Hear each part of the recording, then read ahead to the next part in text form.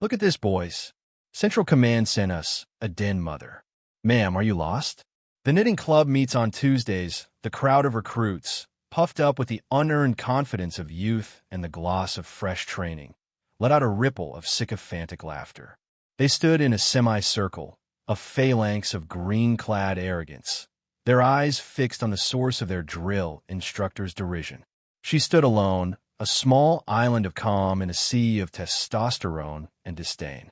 She wore simple civilian clothes, a plain gray long-sleeved shirt and functional cargo pants that seemed to absorb the sterile, fluorescent light of the advanced urban warfare training facility, making her appear even more unremarkable. Her hair was pulled back in a simple, severe knot, and her face was a neutral mask, offering no reaction, no anger, no fear, no acknowledgement whatsoever. She simply observed, her gaze sweeping over the state-of-the-art kill house, noting the placement of the pressure plates, the angles of the simulated windows, the faint scent of ozone from the complex electronics humming within the walls.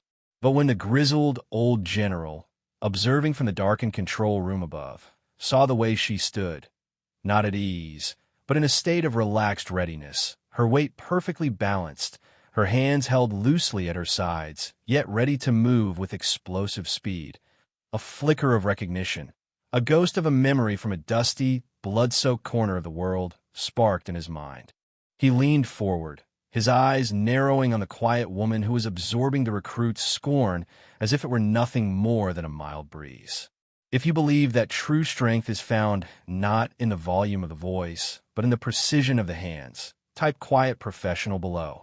The instructor, a staff sergeant named Riggs who mistook cruelty for leadership, continued his performance.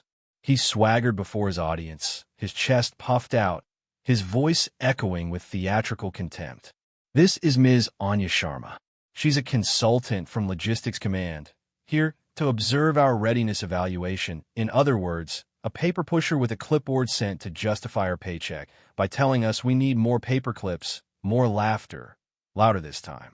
Jennings, the star recruit, the one who aced every marksmanship test and broke every record on the obstacle course, smirked. He saw a soft target, an easy mark for the casual cruelty that bonded them as a unit. Sharma's silence was, to them, an admission of weakness. It was the silence of the intimidated, the silence of the out of place. They could not comprehend that it was the silence of a predator, patiently waiting, conserving energy, assessing threats with a placid, lethal calm that had been forged in crucibles they could not even imagine. She didn't flinch. She didn't even blink. Her focus remained on the task at hand, her eyes scanning the entry point of the training structure, her mind already running calculations, dissecting the problem into 100 smaller, manageable pieces. She was a study in stillness, a masterclass in the conservation of energy. Every other person in the room was a storm of wasted motion and noise, fidgeting, laughing, preening. She was the eye of that storm, the quiet center around which their chaotic ignorance swirled. This absolute lack of reaction was more infuriating to Riggs and his prized pupil than any retort could have been. It was a dismissal. It suggested they were so far beneath her notice that they didn't even register as an annoyance. The insult, meant to isolate and humiliate her, had instead isolated them in their own petty arrogance. General Thorne, watching from a booth, felt a growing unease. He had seen that stance before. It was the posture of someone who had spent a lifetime living on a knife's edge, where a single wasted movement could mean the difference between breathing and not. It was the coiled stillness of a creature that lived and thrived in the most dangerous places on Earth. He keyed his microphone, intending to intervene, but hesitated. Something told him to wait. Something told him that a lesson was about to be taught, and it wouldn't be coming from Staff Sergeant Riggs. The air in the training bay was thick with unspoken challenge, the tension a palpable thing that coiled in the space between the loud-mouthed instructor and the silent woman. The recruits, feeding off the energy, shifted their weight, their smirks hardening into predatory grins. They were a pack, and they had scented what they believed to be weakness. They were about to learn, in the most visceral way possible, the fatal error of their assumption. They had mistaken silence for fear and stillness for incapacity. They were about to discover that in the world of true professionals, the loudest person in the room is often the weakest, and the most dangerous threats announce themselves with absolute, profound silence. The demonstration was supposed to be simple, a standard room-clearing exercise.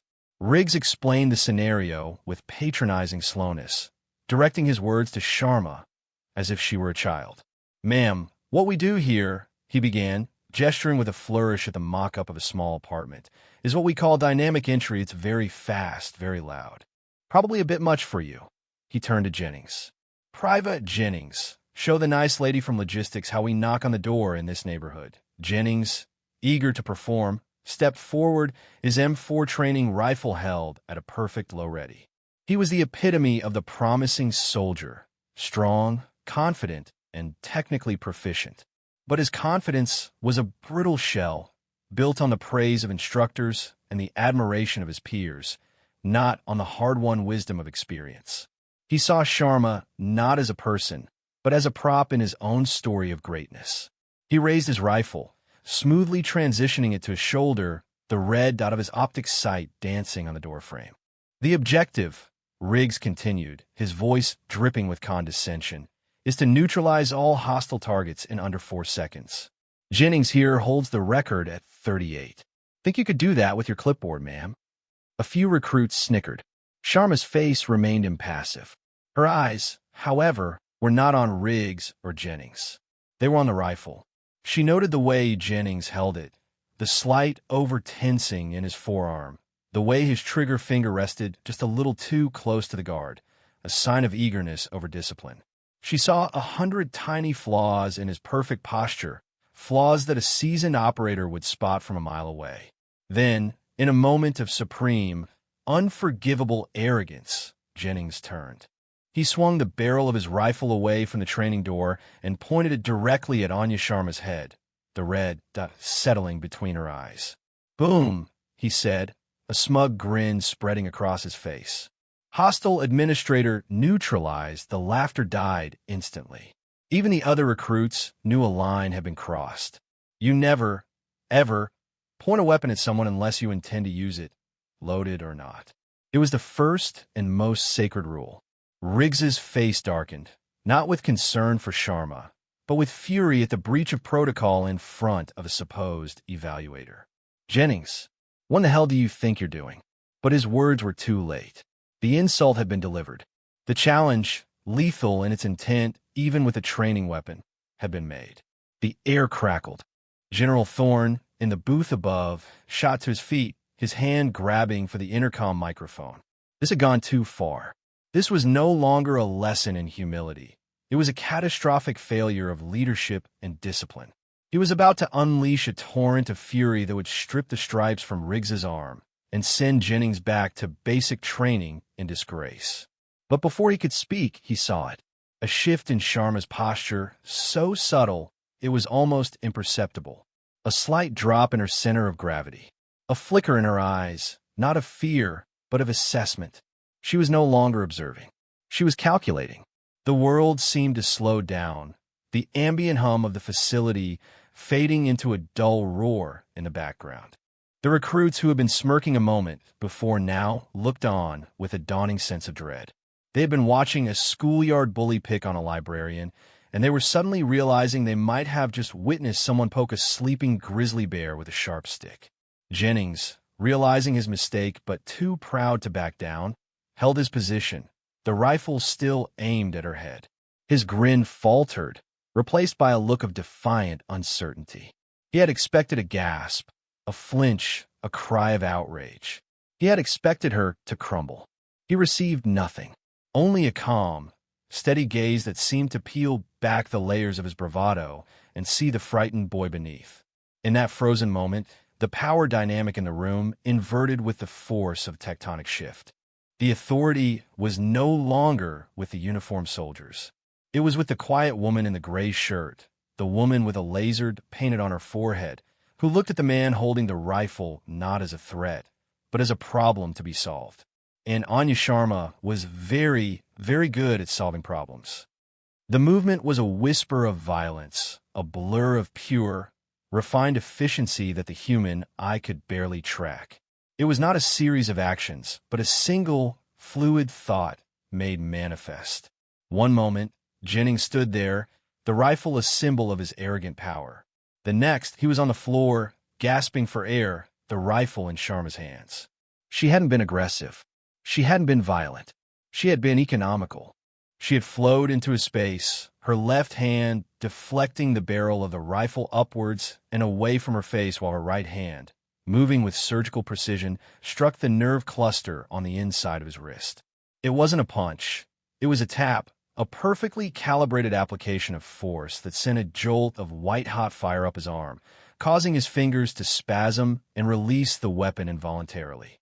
As the M4 left his grasp, she caught it in a seamless transition, her own hands finding their familiar place on the grip and forend, as if the weapon were an extension of her own body. The entire disarm took less than half a second. Before the rifle had even settled in her shoulder, she was already pivoting, her body moving with a liquid grace that belied the explosive speed of her actions. The first hostile target, a pneumatic mannequin that popped out from behind a simulated doorway, was met with a controlled pair of shots. Top. The sound of the training rounds, little more than pressurized air, was crisp and precise. 2 perfect center mass hits. She didn't pause. As the first target was retracting, a second appeared in a window to her left. Without moving her feet, she rotated at the waist, a model of core strength and stability. Top. 2 more hits, this time in the tight grouping of the headshot box. A third and fourth target appeared simultaneously from opposite ends of the room, a scenario designed to force a difficult choice and a slow transition. Sharma didn't choose. She flowed. Top. 1 shot for the closer target. She then dropped to one knee, changing her vertical profile and opening a new line of sight, and fired 2 more rounds into the farther target. Top. A final target, the hostage-taker model with only a sliver of the head visible, popped up from behind a non-combatant mannequin. She took a single, measured breath, the rifle sight settling for a microsecond. Top. The round struck the target precisely in the sliver of exposed area. The entire engagement, from the moment she took the rifle to the neutralization of the 5th and final target, lasted 31 seconds. The room plunged into a deafening, profound silence. There was no sound but the faint hiss of the retracting pneumatic targets and the ragged, shocked gasps of the recruits. Jennings was still on the floor, clutching his wrist, his face a mask of pure, unadulterated disbelief. Staff Sergeant Riggs stood frozen, his mouth agape, his face pale. The recruits, who had been a mob of jeering hyenas just moments before, were now a collection of statues, their eyes wide with a mixture of terror and awe. They had just witnessed something impossible. It wasn't just the speed. It was the flawless precision, the utter lack of wasted motion, the chilling calm with which she had executed a complex combat drill faster and more efficiently than their best-trained soldier. It was the performance of someone for whom this was not a drill, but a deeply ingrained reflex, as natural as breathing. In the control room above, General Thorne slowly lowered his hand from the microphone, a slow, grim smile spreading across his face. He had been right. He knew that fluid, brutal economy of motion. He had seen it once before, in the flickering green and white footage of a drone feed from a raid deep in enemy territory, a place where legends were born and ghosts were made. The person on that feed had moved just like that, a wraith of lethal grace, dealing out quiet, methodical death in the heart of storm. Anya Sharma stood in the center of the room, the training rifle held in a perfect low-ready position, its barrel pointed safely at the floor. The silence stretched, thick and heavy, broken only by the sound of Jennings painfully getting to his feet, shame and shock radiating from him in palpable waves. She hadn't looked at him. She hadn't looked at any of them. Her gaze was distant, as if she were mentally replaying the engagement, critiquing her own performance, finding the fractional seconds she could have shaved off. Then, with a quiet, deliberate motion, She cleared the training weapon, ejected the compressed air magazine, and placed both neatly on a nearby table. She turned to face the stunned audience, her expression as neutral as it had been before. Her work was done. The demonstration was over. The lesson had been delivered not with words, but with a display of competence so absolute, so undeniable, that it shattered their entire framework of assumptions. It was in that moment of stunned silence that the door to the control booth slid open and General Marcus Thorne stepped out onto the observation gantry. He was a tall man, with a presence that commanded respect earned over 30 years of service. His uniform was immaculate, his face a roadmap of hard-won battles and difficult decisions. He didn't look at Riggs or the recruits. His eyes were fixed solely on Anya Sharma. He walked down the metal steps to the training floor, his boots echoing with purposeful authority in the quiet room. Every eye followed him. The recruits snapped to a semblance of attention, their fear of the general now compounded by the bewildering event they had just witnessed. Staff Sergeant Riggs looked as if he was about to be physically ill. The general stopped a few feet in front of Sharma. For a long moment, he simply looked at her, his expression unreadable. Then he spoke, his voice not loud, but carrying the weight of absolute command. I haven't seen our transition that clean since the Zagros Mountains operation in '09. There was only one operator in the task force who could move like that. He paused, letting the words hang in the air. The recruits exchanged confused glances. Zagros Mountains? Task force? These were terms from a world far removed from their training exercises. Sharma simply met the general's gaze, her expression unchanging.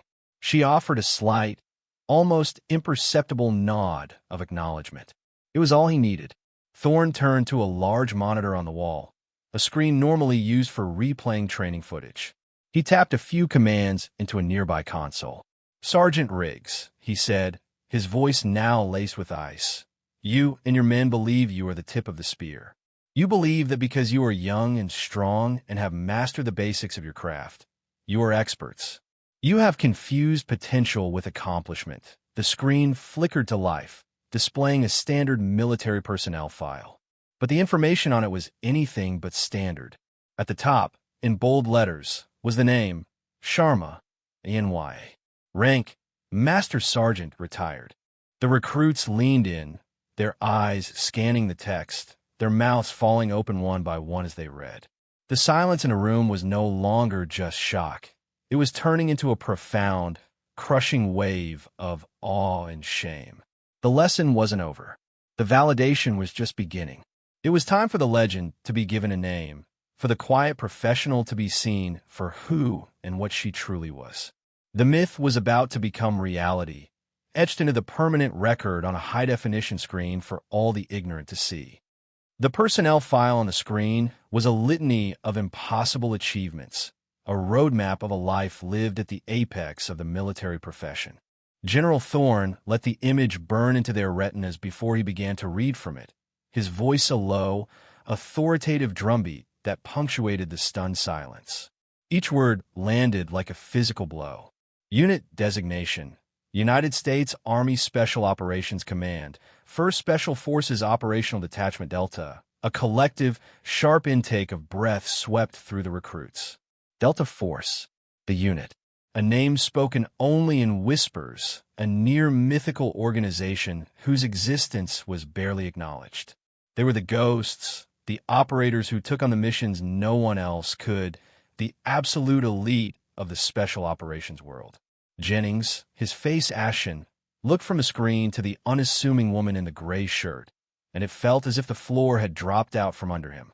The woman he had mocked, the den mother he had aimed his rifle at, was a member of the most legendary direct action unit in modern military history. Thorne continued, his voice relentless. Primary military occupational specialty. 18Z, Special Forces Senior Sergeant. Special qualifications: Master Breacher, Advanced Urban Combat Instructor, High Threat Environment Security Specialist, Master Parachutist, Halo, and HAHO Jump Master. The list went on, a cascade of credentials that represented years, decades, of relentless training and unimaginable dedication. Each qualification was a testament to a level of skill and commitment that the recruits, in their callow arrogance, could barely comprehend. Combat deployments, the general read, his eyes scanning the long list. 13 Tool. Operation Enduring Freedom, Afghanistan. Operation Iraqi Freedom, Iraq. Numerous classified deployments to locations that you, gentlemen, are not cleared to know exist. He paused, letting the weight of that statement settle. 13 Tool. More time spent in war zones than most of them had spent in the army. He pointed to a section of the file detailing her awards and decorations. Recipient of the Silver Star for Valor during a direct action raid in Kandahar Province. Recipient of the Bronze Star with V device for heroism on 3 separate occasions. Recipient of the Purple Heart with 2 oak leaf clusters, indicating she has been wounded in combat 3 times in the service of this nation. He finally lowered his arm and turned away from the screen to face the recruits directly. His gaze was cold fire. This den mother, this paper pusher you so casually dismissed, has more confirmed enemy kills than your entire platoon has push-ups. She has forgotten more about urban combat than Sergeant Riggs will ever know. She was kicking indoors and fighting for her life in the darkest corners of this world while you were all still struggling with high school algebra. The shame in the room was now a physical presence, thick and suffocating. The recruits couldn't meet the general's eyes. They stared at the floor, at their boots, anywhere but the woman they had so grievously misjudged.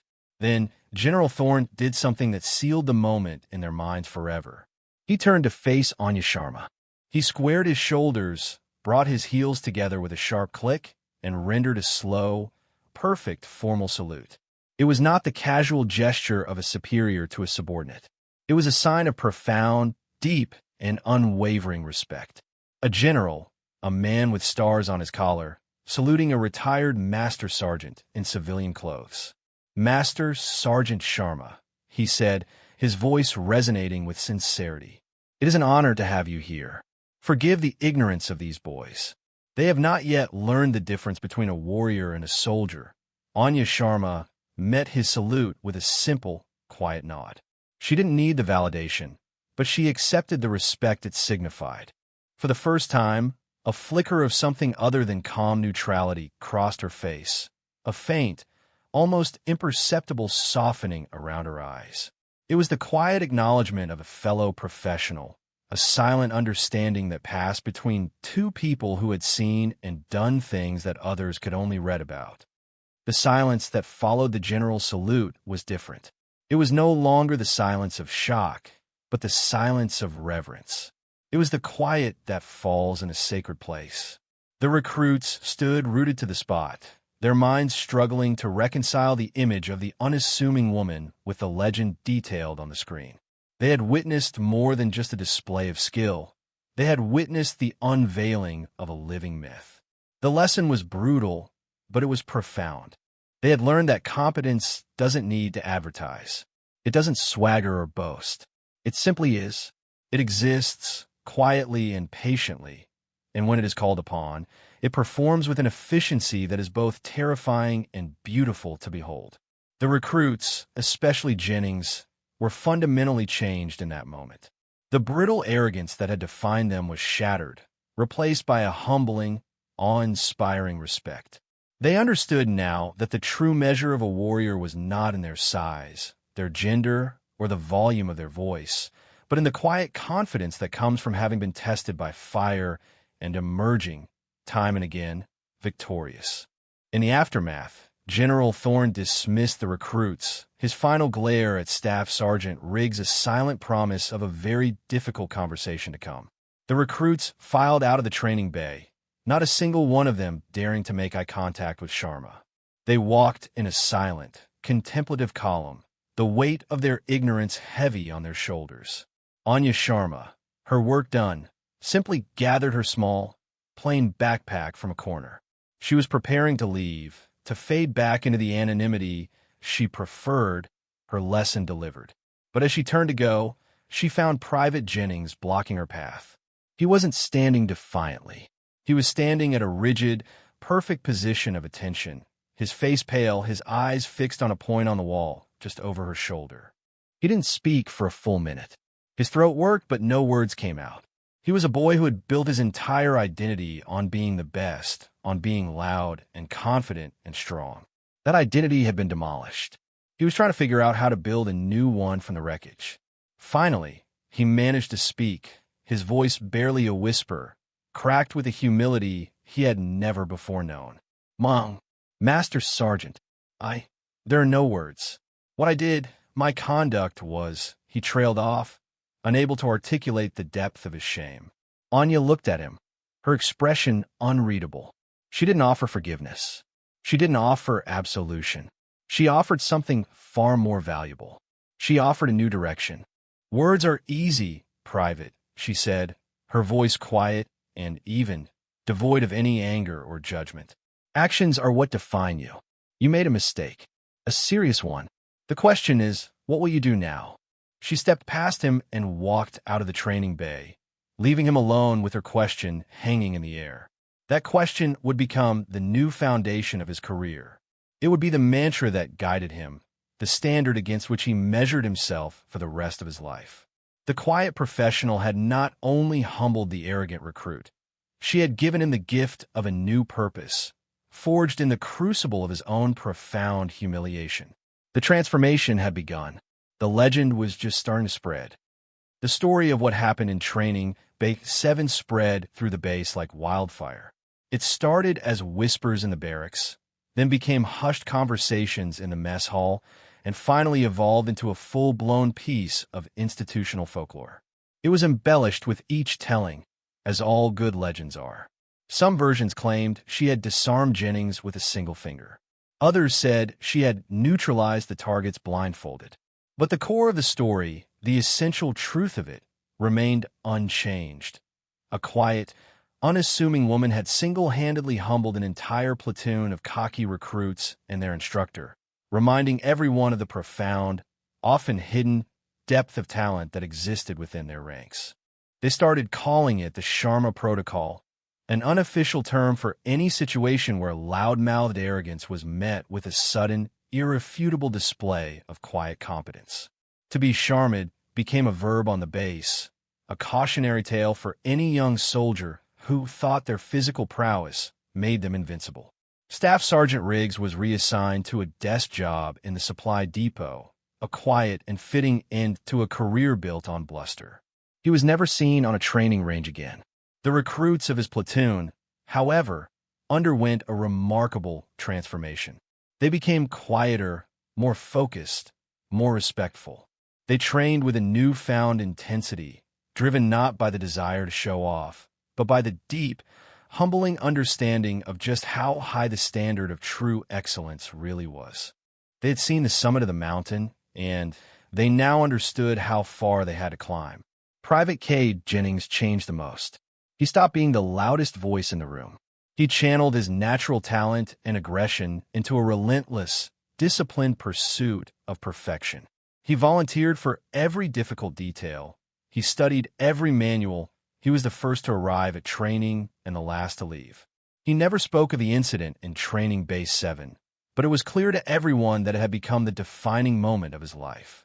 One afternoon, weeks later, Anya Sharma was back on base to finalize her report. As she walked past the armory, she saw Jennings. He was alone, meticulously cleaning a rack of M4 rifles. He wasn't assigned to the duty. He had volunteered for it. When he saw her, he immediately put down his tools, stood up, and snapped to the position of attention. He didn't say a word. He simply stood there, a silent testament to the lesson he had learned. Sharma paused, looked at the perfectly cleaned rifle in his hands, then at his face. She saw the change in his eyes. The arrogant smirk was gone, replaced by a quiet, steady resolve. She gave him a single, brief nod, a gesture of acknowledgement, of approval. It was all the validation he needed. He had answered her question not with words, but with action. He had begun the long, arduous process of earning the title of professional, a small, symbolic artifact of the event soon appeared. Pinned to the main bulletin board in the training division headquarters was a single, high-resolution photo. It was a still frame from the security footage of the incident, captured at the exact moment Sharma had taken the fifth and final shot. It showed her in a kneeling position, the rifle perfectly steady, her form a masterclass in stability and control. Below the photo, someone had typed a simple caption. The standard is the standard. Master Sergeant Anya Sharma, 1st SFOD, Ret. 31 seconds. It was a permanent public reminder. A lesson in humility for every soldier who walked those halls. A tribute to the quiet professional who had come and gone like a ghost, leaving nothing behind but a shattered sense of arrogance and a new, more profound understanding of respect. The ripple effects of that day continue to spread, becoming woven into the very fabric of the base's culture.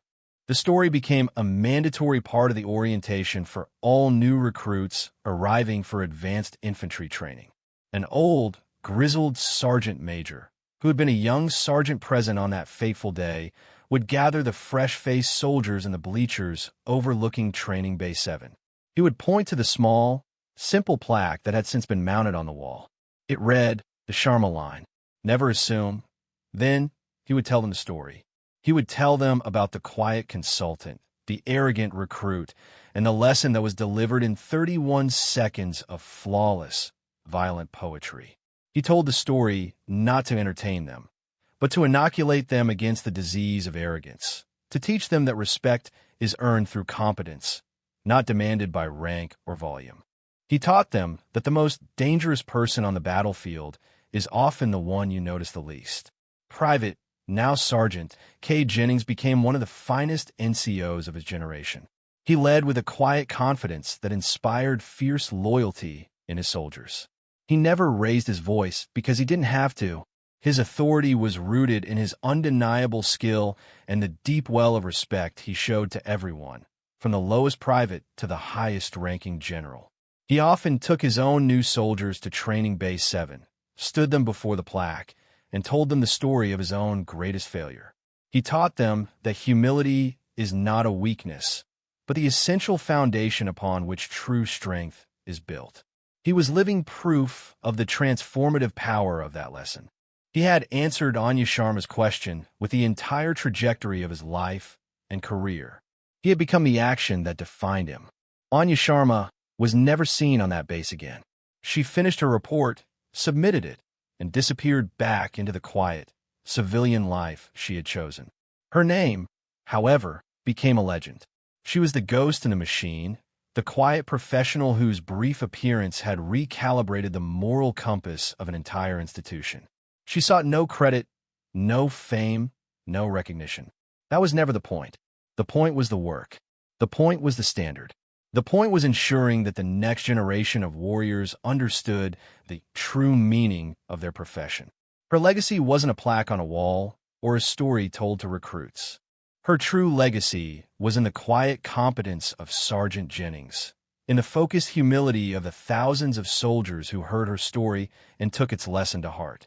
Her legacy was in the subtle but profound shift in culture, a renewed emphasis on performance over posturing, on action over words. She had planted a seed, and from it, a stronger, more resilient, and more professional force had begun to grow. True strength doesn't need to announce its presence. It is felt. True competence doesn't need to boast. It is demonstrated. True respect is not given to a uniform or a title. It is earned by the quiet, consistent, and undeniable mastery of one's craft. That was the lesson of Master Sergeant Anya Sharma, a lesson paid for in blood and sacrifice in forgotten corners of the world, and delivered with quiet grace in a sterile training bay. Years passed, the world turned, and the nature of conflict evolved. New technologies emerged, new doctrines were written, and new battlefields were defined. But some truths remain eternal, carved into the very soul of the warrior ethos. At the Advanced Training Facility, which had now been renamed the Sharma Center for Urban Combat Excellence, a new class of recruits was gathered. They were younger, more technologically savvy, and faced a future of warfare that was more complex and uncertain than ever before. Their instructor, a battle-hardened captain with tired eyes and a quiet demeanor, stood before them. He was a man who had seen combat in a dozen different countries, a man who understood the brutal realities that lay beyond the clean, controlled environment of the training center. He gestured to the famous plaque on the wall, its brass letters gleaming under the fluorescent lights. "Before we begin," he said, his voice low but carrying to the back of the room, "I'm going to tell you a story. It's the most important lesson you will ever learn within these walls. It's not about marksmanship. It's not about tactics. It's about an idea." He told them the story of the quiet consultant and the arrogant recruit.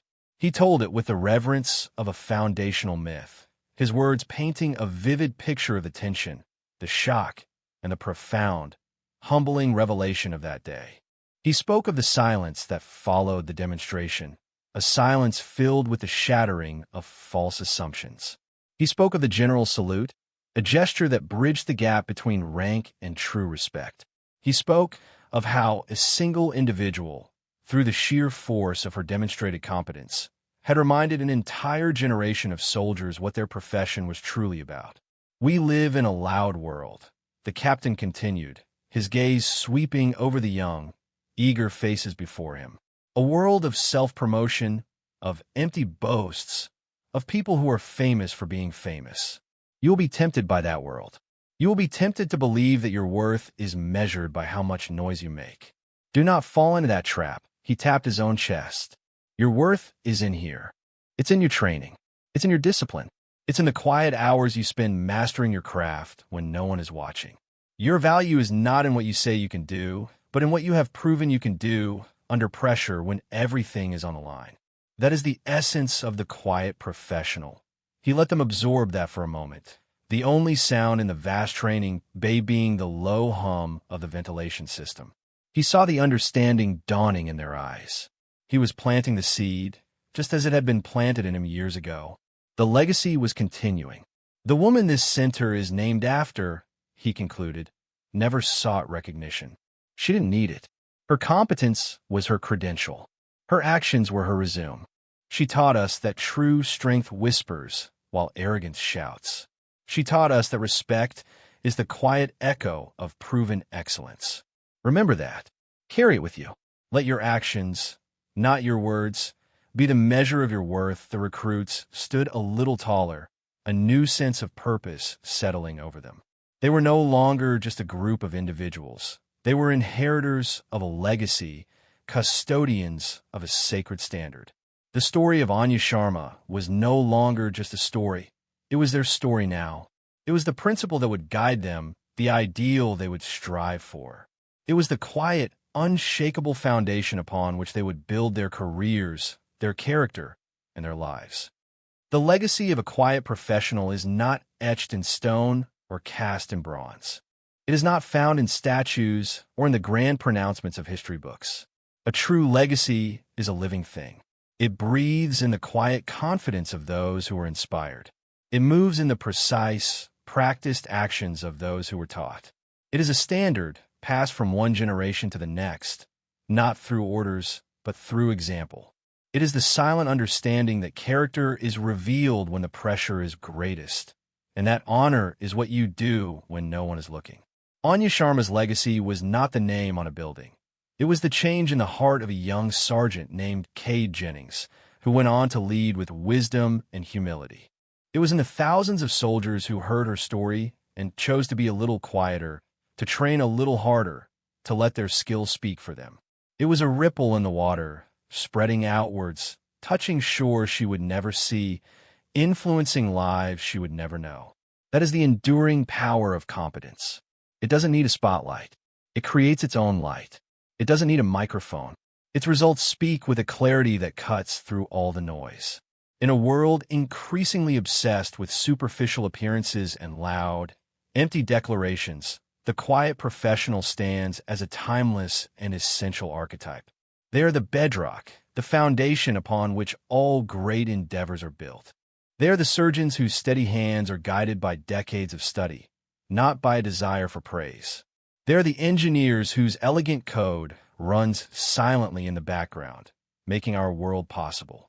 They are the warriors who stand the lonely watch on the frontiers of civilization, asking for nothing in return. Their reward is not applause, but the simple, profound satisfaction of a job well done. The mastery of their craft is its own monument. The story of what happened in Training Base 7 is a reminder that you must never, ever underestimate the quiet ones. For their silence is not emptiness, but focus. Their stillness is not weakness, but the coiled potential of immense power, held in reserve, waiting for the moment it is needed. It is the silence of the mountain, which stands unmoved by the wind. It is the calm of the deep ocean, which holds the terrifying power of the storm within its depths. So look for them. Learn from them. Strive to be one of them. Be the one who listens more than they speak. Be the one whose actions are louder than any words. Be the one who masters their craft in the quiet solitude of discipline, so that you are ready when the moment of testing arrives. For in the final analysis, what you speaks so loudly that the world cannot hear what you say. Let your competence be your voice. Let your excellence be your legacy. For more stories where quiet competence triumphs over loud arrogance and where silent professionalism defines their worth, subscribe to Unknown Heroine Tales.